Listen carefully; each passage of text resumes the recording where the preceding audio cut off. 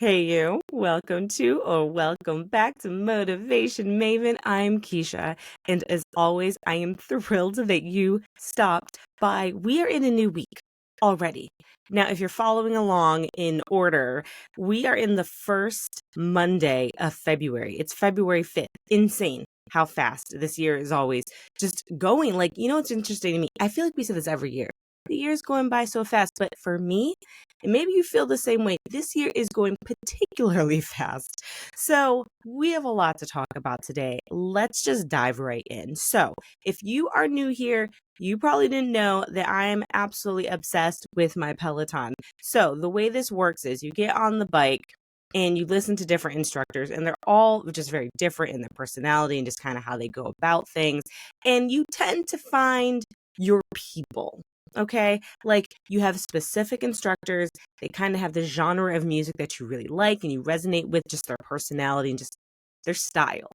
Well, I tried somebody new yesterday, a new class, and his name was Yo. So if you're ever listening or watching some type of Peloton workout, try Yo. What I liked about him was that he was calm, just really, really calm. And I don't know if he like specializes in focusing in on the beginner bike, like beginner classes. But what I liked about him, he was very educational throughout the entire process. And one of the things that he said at the very beginning, he had two different checklists. But that first checklist, he said the three things. He called them the 3 C's. It was comfort, cadence, and confidence. And I was listening to what he was saying and I was like, all right, check. Am I comfortable on the bike? I am. All right. Are we moving along with the cadence? Okay, yeah. He gave me some parameters and some rules. We're really moving at my own pace. No problem. And then he said the final one was confidence. Now he didn't really dive into it, but he was kind of like, well, you know what it is. Just lean into having some confidence here. And then I started thinking, well, what if I didn't say yes to this checklist? I mean, what if I wasn't feeling comfortable? I mean, logic would say I would have stopped the workout, got off the bike, made the adjustments, and then got back on. Okay, well, what if I'm not good with the cadence? Yes, he gave me some left and right parameters, but what do we do when we're just feeling as if we're falling behind? I mean, would I say this class is too hard and then just leave altogether and try something new? What do we do? Then I decided to take it a step further and use that checklist outside of being on the bike. I was like, what do we do in life? I mean, let's say you're at work and you're not feeling comfortable. Let me tell you right now, the answer is not to quit and just keep hopping from job to job every time you get uncomfortable, just in case. Just in case that's what you were thinking. But what happens when you are in that situation? You're in an environment, you're at work, and you don't feel comfortable. What do you do? I mean, I already told you just walking out and just quitting isn't always the right answer. But what do you do? Then I thought to think of, well, all right, well, now we're moving along with cadence. Let's say you're at work and you're not feeling as if you're able to keep up with your peers. What do we do then? Do we just quit and say that this just isn't for me? Or do we keep pressing forward? So the answer, I think, always is we just lean into the discomfort, that we just keep pressing and moving along until we can keep up. I always hear the phrase, what is it, fake it till you make it? I'm sorry, I don't know how you fake a race if you don't know how to run it. I don't. I mean, I am not a long distance marathon runner, but I'm quite confident that you can't just get up off your couch on Monday and say you're going to run a marathon on Wednesday. There's preparation and there's training. There's proper shoes and the proper attire. And did you eat well? And there's all of this prep. I mean, there's marathon runners that have teams that meet up with them at different parts of the race to help them through. I mean, there's a science behind it. So what do we do in those situations? Again, you've probably been told just push through, it'll be fine. But what actionable steps can you take? And are there steps? And I believe there are. I really believe that there are. So let's step back and let's talk about the comfort. As I mentioned, if you're on a bike, if you're anywhere and you're sitting down and you feel uncomfortable, you adjust your seat. You adjust your surroundings. If you're too hot, you turn on the air conditioning. If you're too cold, you turn on the heat. If your seat is uncomfortable, you either go find another chair or you know what? You might just adjust it. I know on the bike, as soon as I get on it, I know if another family member was on that bike because all of the settings feel off. They feel off. And I know immediately I have to adjust them for me. So how do you pull that into your work? You know, there's a really good example of when I first started in my new position. I am a talker, if you haven't figured it out. I love working with people and being on teams. And I found myself in an environment where I was really a team of one. I can go an entire day of work and not speak to a single soul. And my desk was all the way in the back. I wasn't feeling comfortable because it was an environment that really just didn't lend to my personality. So is the answer just to get up and say, you know what, I quit, this isn't for me? No. But it did mean I needed to make some adjustments. I adjusted how I worked. I adjusted how I communicated with my peers. And my peers just weren't local, they were across the country. So if I knew that I thrived in team environments, I started to mold some of our meetings so they were more collaborative. Because I knew that I like being around people. I don't always have to work with people, but I at least want to be able to say hello and chit chat for a moment or two. Well, my desk got moved and it was great. I am now surrounded by people every day, not just kind of sitting in the corner by myself, but it made me more comfortable. It may seem silly at first, but there is a root cause for your discomfort. And we have to take the steps to identify what that root cause is. Because only then can you actually make the necessary adjustments so you can start to get comfortable. It could be maybe there's a coworker that you don't always feel comfortable around. No, you can't necessarily determine if that coworker is going to stay there or not, but at least now you're aware. At least now you know that that person may be a trigger. And now you can put some steps in place to protect yourself while you're at work. So when you're in a meeting and that person's also in the room, that you can ensure that your behavior is in check and that you can stay focused. Our comfort matters. And it's not something that we should ignore because the reality is if you're sitting on a bike and you're just not comfortable, well, you can end up hurting yourself. You can end up with an injury. And that's the same thing that can happen in any environment if we don't address our discomfort. All right, so now you're comfortable. Well, now we move towards that cadence. You may find yourself in a situation where you don't feel like you can keep up. Now, I think there's a fine line between quitting and adjusting.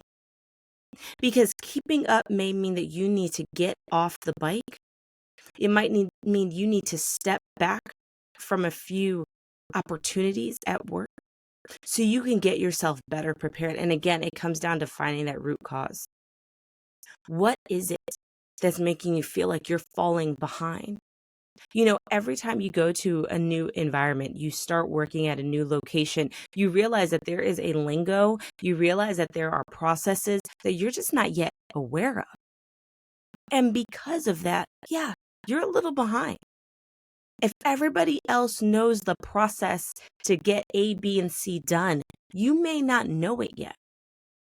And or the reality is you may legitimately just be behind in your overall knowledge.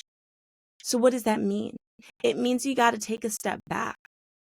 And like I said, you might have to pull yourself from a few opportunities. So let me give you an example of what I mean. So although my Monday through Friday, I am working in policy and diving into laws, I've decided that I'm going back to work with clients again on my off days, part-time.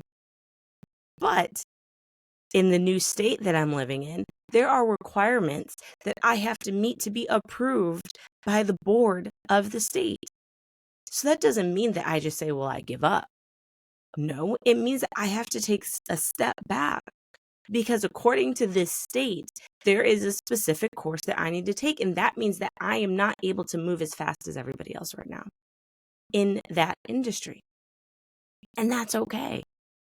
Sometimes a step back means having to go take a class and getting yourself spun up on a specific topic. Sometimes it means taking a step back and strengthening your skills in, I don't know, maybe Excel or Word or Prezi, whatever it is that you need to just get a little bit stronger. And that's okay. You know, I grew up always being told that there is somebody who's always working harder than you. And it's true. It's true. There's somebody who's putting in the extra time at night, maybe reading books because they found themselves in a managerial role, but they realize that they don't know how to lead. So they are diving in to better themselves with education so they can move a little faster. That they have some techniques that they can use to be better equipped to lead their team. But what's interesting about the comfort and what's interesting about the cadence is that it's personal. It's personal. And you are the only one who knows when you're truly falling behind. And now, let me caveat and say, when you get far enough behind, people start to notice. But when you start to slip, when you start to feel a little bit out of breath, when you're feeling that discomfort, you know it before anybody else does. You know it before anyone else does. It's just the matter of, will you do something about it? So if you're uncomfortable, get yourself comfortable. Make the adjustments. If you're falling behind and you're not able to keep up, identify where in the whys and strengthen those areas. Because I could tell you right now that I may want my cadence to move faster on that bike, but the reality is I got to put the time in on the bike. I can't get faster. I can't get stronger if I don't put the work in. And the same goes for you, regardless of what industry you are in. Regardless if it's a workout or you're in the office, you got to put the time in. And then the third C was confidence. But this is the thing. Yo didn't talk much about the confidence because he really just assumed that we all knew what it meant.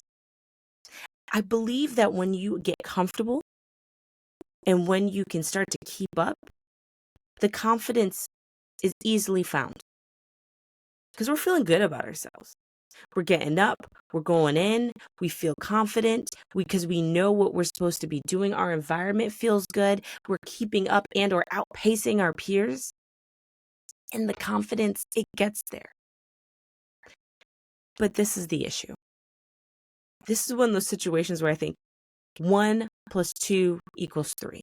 3 is that confidence. 1 was that comfort. 2 was the cadence. But what do you do when you're uncomfortable? What do you do when you're not keeping up? How do you get the confidence?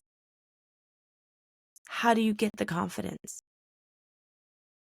I don't think you do. Your confidence is going to be shaken. You may not have it. You may want to just quit.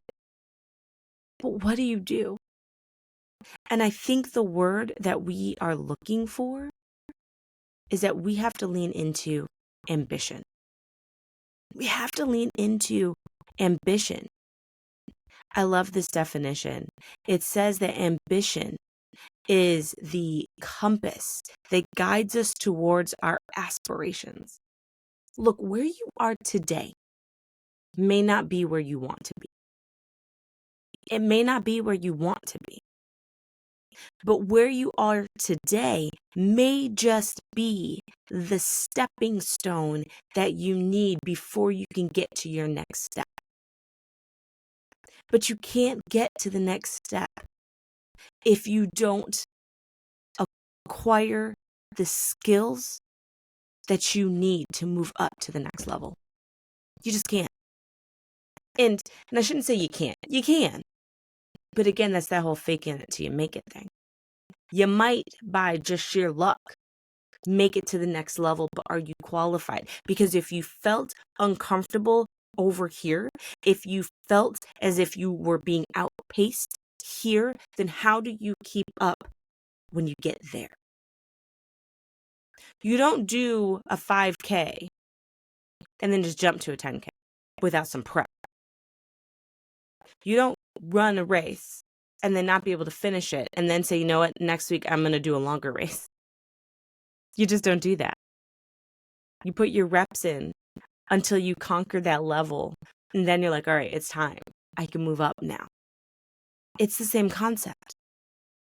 But you have to find ambition. You have to find your ambition. So what do you do? How do you find ambition? You. Only you know. Only you know what your goals are. Only you know what you truly want to succeed at. All I can do is give you a quote of the week that you can reflect on and that you can try to identify what it is that your goals are. Because if you are running after something that is not what you aspire to be, then it's going to be really hard to find the ambition. You know, I heard this years ago and it always stuck with me. People spend a lifetime leaning against the wrong ladder. We're always just striving to move up and we want to use this ladder to get us here and there. And we're doing all of this work and we're putting in all of this effort. And it's not anything that we want to do. It's because it's what we've been told we're going to do. So we do what we think is expected of us and we don't find happiness. We don't find happiness. It feels like every time we take a step up the rung, it just feels like it's work and it's hard. Because it's not your ladder. You spend your entire life doing what other people want you to do instead of being you. Only you know. Only you know. So, what's this week's quote? This week's quote is the following. Ambition is not merely a desire. It's the unwavering commitment to turn aspirations into achievements. An unyielding force that propels us forward on the path to success. So when you do your check this week and you identify, are you comfortable, no matter what arena, work, your personal life, your workout, are you comfortable? If you're not comfortable, figure out what it is that you got to do to get comfortable. If you're feeling outpaced, identify the areas that you're not strong in, and then seek out opportunities to strengthen those areas. Because when you get comfortable and when you are able to keep up, the confidence will be there. But what's most important is that you find your ambition. Because again, ambition is not merely a desire. It's not, oh, I want to. Oh, I dream of this. No, you got to put action behind it. It's this unwavering commitment, which means that it's not faltering. It's not shaky. It's a foundation. It's this foundational commitment to turn your aspirations into achievements. And again, to turn. When you turn a knob to open that door, you have to put force behind it. You got to first put into action the turning of the knob, and then you have to push forward. It's the same way what we have to do in life. You don't just stand in front of a door and say, doorknob turn. You don't. You're going to be standing there for a mighty long time, either hoping somebody's on the other side to open it for you, or you're going to miss out on whatever's on the other side. This week, find the ambition, put in the energy, find that force that's going to push open the doors and the opportunities but be real with yourself. Because again, only you know when you're uncomfortable. Only you know when you're falling behind. You know a lot sooner than anybody else. And as always, there's going to be a week. I really believe there's going to be a week where I'm going to say, oh, this is going to be easy. But I know it's not easy. I know it can be challenging. What am I asking you to do? I'm asking you to be vulnerable with you. With you, I'm asking you to be vulnerable. And then I'm asking you to put some action. And listen, some of these fixes, I hate that word because it's not a fix, right? You're not broken. You're not broken. Sometimes we just need a little support. But this is the reality. Some of these adjustments are going to take time. And when I say time, they could take years. They could take months. It's just up to you to have that force and the ambition. This week's all about ambition. So no, it's not easy. Can you do it? Absolutely. Is this a 1 week thing? Nope, it's sure not. This is something you're going to have to lean into after you're done being vulnerable. Hey, listen, you are always worthy of the life that you want to live. You're always worthy of the life that you want to live. The investment in you is the best investment that you're ever going to make. Until next time, have an amazing week. Get vulnerable, get real, get raw with yourself, and put the necessary steps in place so you can get comfortable, that you can keep up, so you can build the confidence that you need to be successful and get yourself to the next level. See you soon.